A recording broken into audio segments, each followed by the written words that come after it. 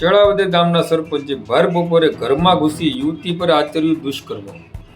આજરોજ તારીખ 7/5/2025ના સાંજના 6:30 કલાકે ડાઠા પોલીસ સ્ટેશન પાસેથી મળતી માહિતી અનુસાર વાત કરીએ તો ભાવનગર જિલ્લાના તળાજા તાલુકાના શેળાવદર ગ્રામ પંચાયતના સરપંચે યુવતીના ઘરમાં ઘૂસી તેના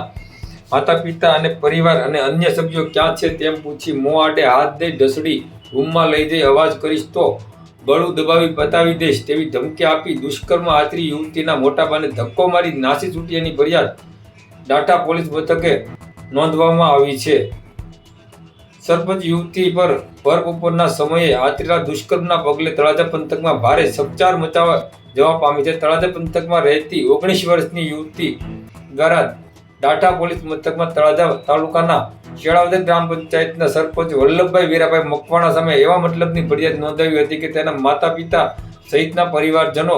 કામ સબબ ઘર બહાર ગયા હતા અને પોતે ઘરમાં એકલી હતી. તે દરમિયાન બપોરના સમયે સરપંચ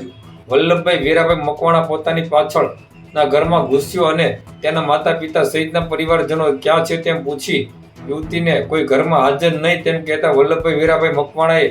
યુવતીને પાછળથી પકડી મુવાડે હાથ દઈ ઢસડી રૂમમાં લઈ જઈ અને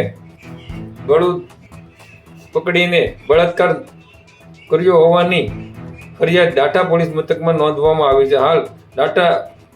પોલીસ ઇન્સ્પેક્ટર CH મકવાણા દ્વારા વલ્લભભાઈ મકવાણા સામે જુદી જુદી કલમો